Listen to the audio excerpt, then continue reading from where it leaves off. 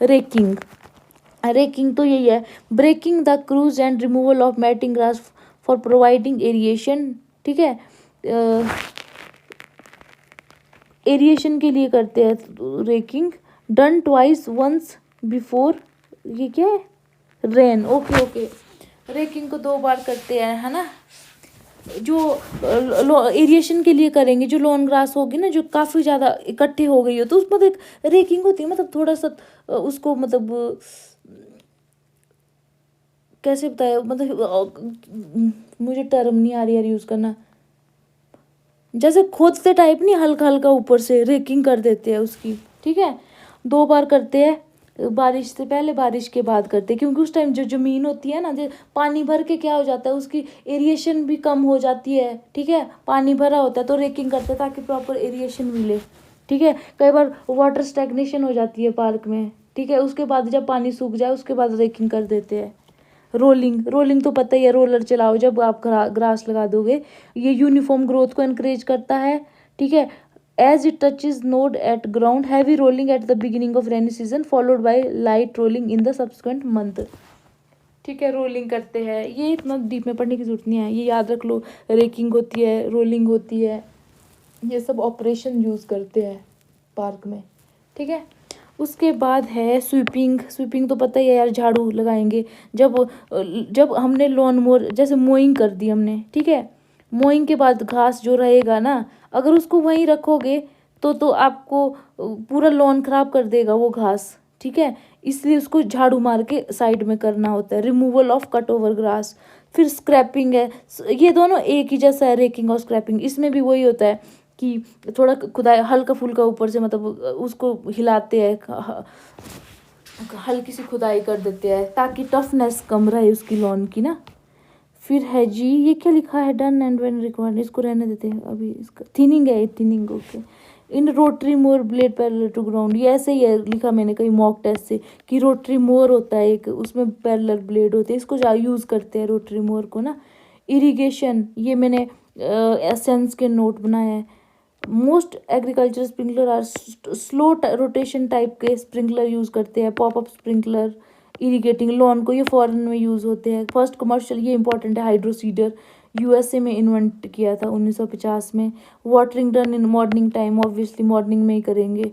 ठीक है, sprinklers are generally used in irrigation, ये तो वही है ना यार, स्प्रिंकलर, क्योंकि इसमें क्या होता है ना, आपको पता है लाइट वाटरिंग की ज़रूरत है लॉन ग्रास में, क्योंकि शैलो रूट है, शैलो रूट सिस्टम है। तो आप ड्रिप तो लगाओगे नहीं, जड़ ऐसा तो है नहीं कि जड़ है प्रॉपर, ड्रिप लगाने से रहे आप, तो स्प्रिंकलर का मेथड सबसे बेस्ट है। ठीक है, फ्लडिंग आप कर नहीं सकते, फ्लडिंग करोगे तो कैसे वहाँ पे मतलब पब्लिक घूमेंगी, फ्लडिंग नहीं करेंगे। ठीक है, स्टेग्नेशन से आपको पता है ना प्रॉब्लम होती है लॉन में, फिर आपको रेकिंग करनी पड़ेगी, तो ऐसे ही है सबको रिलेटेड। ठीक है, इसीलिए वाटरिंग एट, ये क्या है, नाइट डिजीज पॉसिबिलिटी, अच्छा ये वो है कि रात को मतलब पानी करो, डिजीज़ की वो पॉसिबिलिटी होगी, क्योंकि वो पानी रात भर जमा रहेगा, सूखेगा नहीं। अगर आप मॉर्निंग टाइम में वाटरिंग करोगे तो फिर डे टाइम आते तो प्रॉपर सूरज की गर्मी की वजह से एक बैलेंस मेंटेन हो जाता है वाटरिंग में कि कितना पानी चाहिए। ठीक है, तो रात को मत पानी दो, डिजीज़ इंक्रीज हो जाएंगे लॉन में, मॉर्निंग टाइम में वाटरिंग करो। ठीक है, फिर है chamomile grass used in lawn during, ये भी है 11 से, ये तो फैक्ट है, इसमें कोई समझाने वाला नहीं है। Festuca and Agrostis species use to make turf during, ये और ये पता है ना, टॉल सबसे टॉल हाइट मेंटेन करेंगे फेस्ट्यूका की। टर्फ मैनेजमेंट स्टार्टेड इन ये, ठीक है, पहले ये भी कुछ नहीं है, फैक्ट है ये। टर्फ मैनेजमेंट पता है कि लॉन की मैनेजमेंट शुरू करी इंग्लैंड और फ्रांस ने।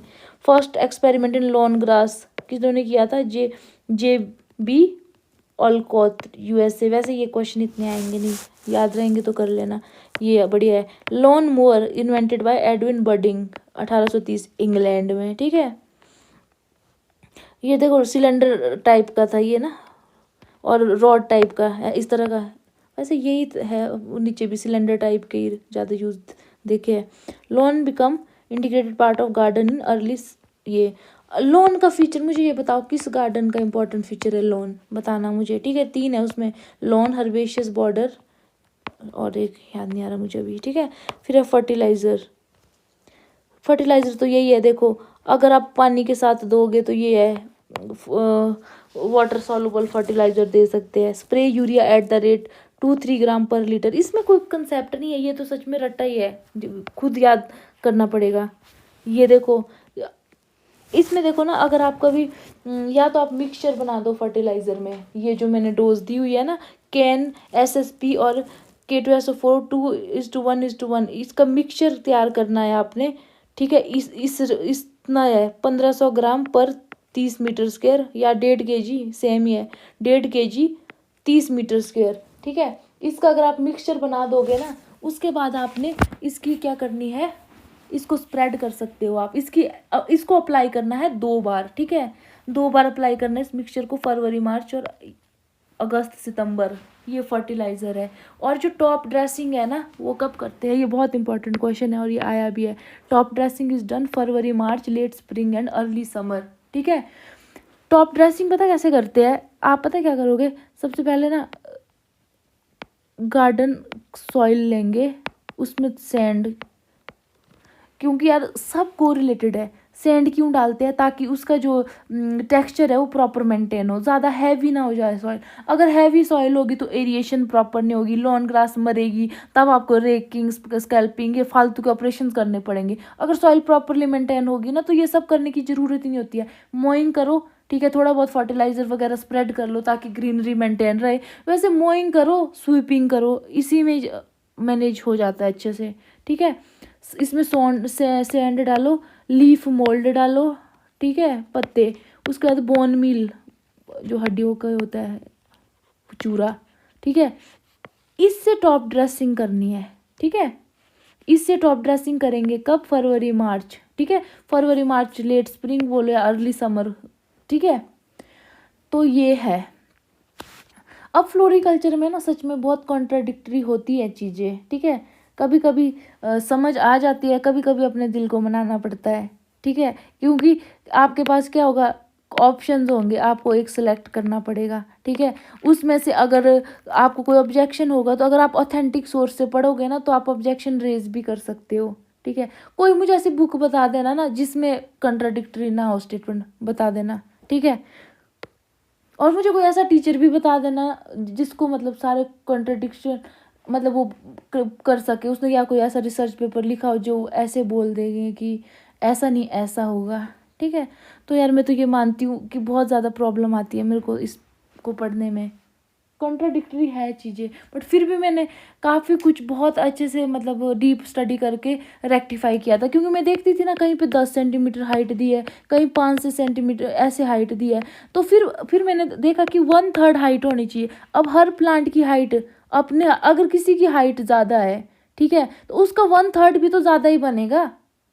अगर किसी प्लांट की हाइट कम है तो उसका 1/3 5 सेंटीमीटर भी बने, और किसी का बरमूडा ग्रास का तो और कम बने, ठीक है। तो मोइंग हमेशा जो फुल ग्रोथ से पहले करेंगे मोइंग, ठीक है। अगर ग्रो होने दो तो क्या पता 10 सेंटीमीटर से भी ज़्यादा चले जाए हाइट, जैसे वो फेस्क्यू ग्रास की, ठीक है। उसके बाद है नेक्स्ट है, ये भी सब यही है, आप पढ़ लेना कि अमोनियम सल्फेट और यूरिया का mixture 1 kg 50 metre square, FIM 10 kg per metre square, ठीक है। या इसको कर दो, अगर 50 के हिसाब से करें 100 किलो 50 मीटर स्क्वायर, इतना FIM डालो। फिर है वाटरिंग डन 8 से 10, कहीं पे 10 से 20 दिनों के इंटरवल में भी, बट ये हाइट याद रखना 10 से 15 सेंटीमीटर की है, डेप्थ मेंटेन करना। सन हैप गुड ग्रीन मैन्योर, ये खाद अच्छी खाद की तरह काम करता है ये सन हैम्प, ठीक है। Increased watering interval develop deep root and increase water retention, अगर ज़्यादा वाटरिंग इंटरवल करेंगे ना तो उससे क्या होगा, डीप रूट डेवलप हो जाएगी। हमें तो शैलो रूट चाहिए, ठीक है, इसीलिए इस इंटरवल में वाटरिंग करो 10 से 20, 8 से 10, ठीक है, अलग अलग दिया हर जगह। फिर renovation of old weedy lawn, avoid water stagnation, सबसे पहले तो वाटर स्टेगनेशन को रोको, मतलब रेनी सीजन में। Use notable herbicide to kill all the weed, पता चले नैरो लीव ग्रास लगाई आपने, नैरो लीव्ड पेरिनल ग्रास लगाई है, ठीक है, और हर्बिसाइड भी नैरो लीव्ड यूज करे, वो वीड को तो मारेगा ही मारेगा, साथ में आपकी लॉन ग्रास को भी मारेगा, इसीलिए आपने सोच समझ के हर्बिसाइड यूज़ करना है, ठीक है। Spray log in rainy season, ठीक है, ये कुछ नहीं, स्प्रे शेड्यूल अपने प्रॉपर फॉलो करो, वही सब है। डू रेकिंग करो एरिएशन को अवॉइड करने के लिए, ठीक है। अब रेकिंग कर ली, डू लेवलिंग आफ्टर रेकिंग। हाँ, एक चीज़ है, जब फील्ड हम तैयार करते हैं ना लॉन की, उसमें ना सबसे पहले जैसे फील्ड तैयार कर दी, उसके बाद रेकिंग होती, वो मतलब वो शावल को लेके मिट्टी को ऊपर नीचे नहीं करते, प्रॉपर एरिएशन को अच्छे से बने रहे, ठीक है। उसके बाद उसको लेवलिंग भी करो, एक ही रेकिंग का ऑपरेशन फील्ड प्रेपरेशन के टाइम भी इसको करते हैं, ठीक है।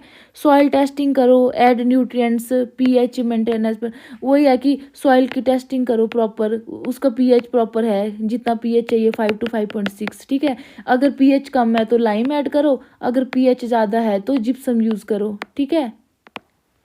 उसके बाद है मैन्योर फर्टिलाइज़र को प्रॉपर यूज़ करो, broadcast sand manure as per requirement, maintain optimum moisture maintain करो, जनरल पॉइंट्स है सब, है ना। उसके बाद है जी हमारा नेक्स्ट डीथैचिंग, ये बहुत ही इंपॉर्टेंट है। देखो सबसे पहले ना थैचिंग, देखो थैचिंग क्या होती है ये समझो। कई बार ना लॉन में क्या होता है ना, जैसे स्ट्रॉ होती है ना, स्ट्रॉ भूसा जैसा नहीं होता है, पीला पीला पड़ जाता है लॉन, ठीक है। उसमें जो जो घास होती है ना उसकी, वो मरी मरी सी दिखती है, ठीक है। और वो ना लेयर बाय लेयर डिपॉजिट होता जाता है, ठीक है। Formation of straw like layer, है ना, किसकी, डेड स्टेम लीव और ग्रास रूट की, उसको बोलते हैं थैचिंग। और डीथैचिंग होता है इसको हटाना, ठीक है। थैचिंग क्यों होती है, due to accumulation of water, जैसे ज़्यादा पानी दे देते हम या ज़्यादा फर्टिलाइज़र का यूज़ कर देते हैं, ठीक है। अगर सॉइल कंपैक्ट हो उस वजह से होती है, ठीक है। अब थैचिंग का क्या है, अब मान लो ऐसी लैंड है, इतना बड़ी आपका ग्रीन लॉन है, इस पे कुछ ऐसा ऐसे जमा जमा जमा हो गया, जैसे भूसा जैसा जमा हो गया, भूरा भूरा दिखने लग गया आपका लॉन, ब्राउन लगने, तो उससे उसकी अट्रैक्टिवनेस ख़त्म हो जाएगी ना। प्लस उसमें एयर मूवमेंट प्रॉपर नहीं होगी, लॉन में एरिएशन को प्रॉपर नहीं होगी, पानी दोगे वो अच्छे से नहीं लगेगा पौधों को, ठीक है। फर्टिलाइज़र पेस्टिसाइड रिस्पॉन्स, ऑब्वियसली आप फर्टिलाइज़र डालोगे, वो जो आपका ग्रीन कारपेट है उस तक तो पहुंच ही नहीं रहा है, सब में थैच जमा हो चुकी है, ठीक है। डिजीज़ और इंसेक्ट एक्टिविटी, अब आपको पता ही है जो इंसेक्ट होते हैं वो, इसमें जो ये ऐसा होता है ना, जला सड़ा सला गड़ा जो होता है, इसमें ह्यूमस ज़्यादा होता है, तो इसमें जो होते हैं ना इंसेक्ट को, आपको पता है इंसेक्ट ग्रोथ के लिए कार्बोहाइड्रेट, इन सब चीज़ों पे वो ज़्यादा वो करते हैं, रिलाई करते हैं, तो इसमें डिजीज़ इंसेक्ट वगैरह की एक्टिविटी भी ज़्यादा हो जाती है, इसीलिए डिथैचिंग करना बहुत ज़रूरी है, ठीक है। डिथैचिंग, रेकिंग का तो कोई फ़ायदा नहीं है यहाँ पे। Thatch more than 2.5 centimetre remove by sawed cutter, ये वही है कि अगर बहुत ज़्यादा लेयर जमा हो गई इसकी थैच की ना, तब हम क्या करेंगे, सॉड कटर का यूज़ करेंगे, ठीक है। तो थैचिंग बहुत इंपॉर्टेंट है, तो ये पढ़ लेना। उसके बाद है जी, ये क्या लिख, केंटुकी ब्लू ग्रास डिटैच्ड, अच्छा ये वही है कि किस किस टाइम पे करेंगे आप, है ना। जो केंटुकी ब्लू ग्रास है उसको करेंगे अप्रैल मई सितंबर अक्टूबर में डिटैचिंग, अगर ज़रूरत है ना। और जॉइसिया में करते हैं summer when it is actively growing. Tall fescue और पेरिनियली राई ग्रास रेयरली, इसमें रेयरली जो ये है ना टॉल फेस्क्यू, और ये देखो जो वार्म सीजन ग्रास होते हैं ना वहाँ पे ज़्यादा थैचिंग की प्रॉब्लम होती है, वार्म सीजन ग्रास पे। जो कूल सीजन ग्रास होते हैं ना वहाँ पे कम होती है थैच की प्रॉब्लम, ठीक है। उस केस में देखो जो टॉल फेस्क्यू, इसमें रेयरली ज़रूरत है इसकी, ठीक है। बट जो ये वार्म सीजन ग्रास है केंटुकी जॉइसिया, इसमें ज़्यादा ज़रूरत है। केंटुकी में अप्रैल मई में करते हैं, सितंबर अक्टूबर में करते हैं, जॉइसिया में समर में करते हैं, ठीक है। एरिएशन, ये इसके बारे में, एरिफिकेशन ये वही है, mechanical removal of soil core aeration reduce, ये वही रिड्यूस था, कुछ नहीं है। अगर सॉइल ज़्यादा वो आपकी कंपैक्ट हो गई है ना, तो वहाँ पे आपको उसकी रेकिंग स्कैल्पिंग करके हर चीज़, ये जैसे एक्स्ट्रा थैच जमा हो गया है आपके लॉन पे, उसको हटा के आपको एरिफिकेशन होता है कि मतलब उसमें एरिएशन प्रॉपर होनी चाहिए, ठीक है। एरिफिकेशन से क्या होता है, सॉइल कंपैक्टनेस रिड्यूस होती है, एयर का मूवमेंट अच्छे से जाता है, सॉइल में एयर प्रॉपरली फ्लो होती है, पानी अच्छे से फ्लो होता है, ठीक है। रूटिंग बढ़िया होती है, लॉन की ग्रोथ बढ़िया होती है, हेल्दी लॉन होता है, ठीक है। एरिफिकेशन का मतलब है एयर की मूवमेंट को प्रॉपर करना। अब एयर की रिस्ट्रिक्शन कैसे हो रही है, हमने यही तो पढ़ा है। अगर थैच ज़्यादा जमा हो जाए उसमें, ठीक है, या प्रॉपर मोइंग नहीं हो की हुई है ना, घास प्रॉपरली ना कटा हो, ठीक है, या उसमें जैसे हरियाली वो रहता ना, डॉग यूरिन करते पीला पड़ जाता है, ठीक है। उसके बाद वो लेयर डिपॉजिट होती जाती है, जो मरे हुए जो घास होता है ना, कटा हुआ सला गड़ा घास, उससे क्या होता है, आपकी जो मूवमेंट हो जाती है ना एयर की, वो रुक जाती है, ठीक है, प्रॉपर नहीं हो पाती है। तो आपको ये करनी पड़ेगी एरिफिकेशन। इसमें क्या करेंगे आप, जैसा आपका लॉन है ना, उसमें ना आप छेद कर ऐसे डीप डीप डीप गड्ढे, मतलब जगह जगह पे ना 5 to 8 सेंटीमीटर डीप ये करते हैं। वैसे इसकी ज़रूरत मुझे तो कभी पड़ी नहीं, बट ये है इसमें लिखा हुआ, ठीक है। एरिफिकेशन में लॉन में आप क्या करते हो, होल डग करते हो, ठीक है। कितने होल, 200 से 300 होल आर पंक्ड पर मीटर स्क्वायर, ठीक है। और ये तो ये पढ़ने की ज़रूरत नहीं है, ये बहुत ज़्यादा हो जाएगा, इसको रहने दो। मैं खुद भी पता, जब बहुत ज़्यादा लेक्चर लेती हूँ ना तो मेरे को शब्द नहीं मिल रहे हैं, ठीक है। हाँ, जो ये टेबल का है ना, इसमें शॉर्ट शॉर्ट में मैंने यहाँ कर दिया है, ये इसको रहने दो। ड्रॉट के लिए देख लो, साइन ये दूब ग्रास हो गया, फेस्क्यू ग्रास हाईली टॉलरेंट होते हैं, सूखे में इसको यूज़ कर सकते हैं। बट कुछ ग्रास है, जैसे एनुअल राई ग्रास है, कारपेट ग्रास है, ये ससेप्टिबल है, मतलब ये अच्छे से नहीं रिजल्ट देंगे आपको ड्रॉट में। फिर कोल्ड में ये कौन कौन से ग्रास हम कोल्ड में यूज़ कर सकते हैं, और कुछ ग्रास है जो नहीं कर सकते हैं यूज़ हम, है ना। अब ये बढ़िया है, इसमें मैंने अच्छे से आपको बताया हुआ है। Warm season, cool season, suitable for warm climate, ठीक है। ये देख लो, temperature can survive temperature up to 45 degree, drought tolerant होंगे, start growth at 10 degree Celsius, grow fast at 25 से 35 डिग्री सेल्सियस, ठीक है। सेंसिटिव टू कूल टेम्परेचर, ठीक है। लो टेम्परेचर -15 डिग्री से come can kill most of the warm grasses. अब देखो, जो वार्म सीजन ग्रासेस है उसके लिए जो टेम्परेचर है वो है 10 से 25, 35, 45 तक ग्रो कर सकता है, बढ़िया, ठीक है। ये टेम्परेचर याद रखो, 25 से 35। अगर -15 में टेम्परेचर चले गया, वहाँ अच्छा रिजल्ट नहीं करता, ये मर जाता है, ठीक है। उसके बाद है, अगर लो टेम्परेचर हो ना वार्म सीजन ग्रास को, तो वहाँ पे डिस्कलरेशन हो जाती है फॉलिएज की, ठीक है। अगर वार्म सीजन जो ग्रास है उसको हम लगा देंगे किसमें, ठंड में लगा देंगे, -15 डिग्री से नीचे तो मर ही जाएगी। बट ऐसे भी अगर उसका टेम्परेचर कम कर दिया जाए ना, तब भी उसमें वो ग्रेस नहीं रहती है, वो ग्रीनरी नहीं रहती है, डिस्कलरेशन हो जाती है, ठीक है। मोर नीड ऑफ डिथैचिंग, ठीक है। वार्म सीजन ग्रास जो है उसमें डिथैचिंग ज़्यादा ज़रूरत पड़ती है, कूल सीजन में नहीं पड़ती है, ठीक है। अब है cool season grass, cool climate में यूज़ करते हैं इसको। 5 डिग्री पे इसकी ग्रोथ शुरू हो जाती है, फास्टेस्ट ग्रोथ है 10 से 25, ये क्वेश्चन आया हुआ है PYQ, ठीक है। इसकी 25 से 35 डिग्री है, इसकी 10 से 25 डिग्री जो टेम्परेचर पे ये अच्छा ग्रो करता है। अब एक बहुत अच्छा ये बनाया मैंने, FALP, ये याद रख दो, या फ्लैप कर दो याद, फ्लैप, ठीक है।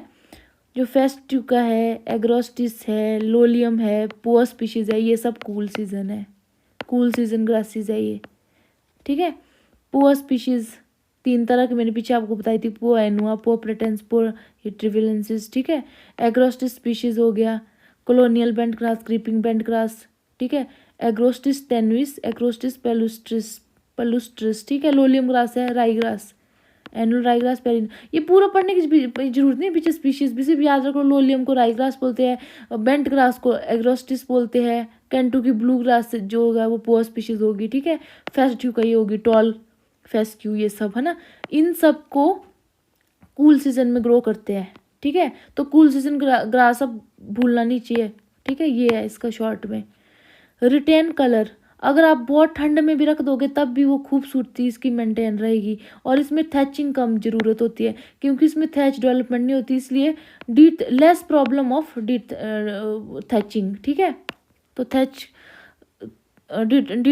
करने की इसमें ज़रूरत नहीं पड़ती आपको, ठीक है। बाकी तो ये कुछ नाम है। अब बुक में बड़ा कन्फ्यूज़न है, कहीं पे सेंट अगस्टिन कोई बुफेलो ग्रास बोला है, बट जो मैंने रिसर्च किया मुझे लगा ये बुफेलो ग्रास स्पीशीज़ है, ये बुचलॉई करके, ठीक है। प्लगिंग वही है, मैंने बोला था ना, प्लग 5 से 10 सेंटीमीटर ये block shaped piece of sod होता है। प्लगिंग किस में यूज़ करते हैं हम? बुफेलो ग्रास, सेंटीपीड, जो एशिया ग्रास में यूज़ करते हैं। इसको पढ़ने की जरूरत नहीं है, वहाँ मैंने लिख दिया है, ठीक है। ये वही था कि इतना थोड़ा आइडिया होना चाहिए कि यार सनी में कौन सा लगा रहे हैं, शेड में कौन सा लगा रहे हैं, कूल सीजन में कौन सा, अगर सॉल्ट कंडीशन हो तो कौन सा, ड्रॉट कंडीशन हो तो कौन सी ग्रास आप करोगे। वैसे शॉर्ट में पीछे सब मैंने आपको बता दिया। तो ये था लॉन ना। और बीच बीच में मुझे सच में ऐसा लगा कि मतलब मैंने बहुत ज़्यादा, मेरे को मतलब अच्छे से नहीं मैं करवा पाई ना, बट आई होप आप सब मेरी फर्स्ट क्लास थी, फर्स्ट एक्सपीरियंस था। आई होप जितना मैंने पढ़ाया आपको समझ आया होगा। और जो थोड़ी बहुत कमियां रह गई, अब आगे धीरे धीरे मैं कोशिश करूँगी कि और अच्छे से। अभी तो मैं यार, मेरी गलती ये रही ना कि मैंने खुद नहीं पढ़ा और मैं आपको अपने जो मेरा नॉलेज है उसके बेस पे पढ़ाने लगी। मुझे लगा कि मैं अच्छे से पढ़ाऊंगी, बट अभी मुझे पढ़ाते टाइम रियलाइज़ हुआ, हाँ मैंने डिलीवर तो लेक्चर अच्छे से करा और मैं सेटिस्फाइड हूँ, बट मुझे ऐसा लगा ना कि अगर मैं इसको खुद पहले पढूं तो ये जो बीच बीच में मैं ऐसा मैं एक्सप्लेन नहीं कर पा रही थी ना, वो शब्द नहीं मुझे आ रहे थे कि रेकिंग कैसे मैं एक्सप्लेन करूँ, है ना। तो वो चीज़ मैं और बेटर कर पाऊँगी, ठीक है। तो जो नेक्स्ट लेक्चर में लोन मैनेजमेंट का ही लाऊंगी, उसमें मैं कुछ प्रीवियस ईयर क्वेश्चन पेपर भी डिस्कस करूंगी, साथ में जो मेरे पास जो बुक्स है MCQ की, उसको भी मैं आपको प्रैक्टिस करवाऊंगी, ठीक है। और एक नोट्स और है मेरे पास लोन के, वैसे इसमें सब कवर हो गया है, बट उसमें कुछ एक्स्ट्रा पॉइंट होंगे, वो भी हम देख लेंगे, ठीक है। चलो, थैंक यू सो मच।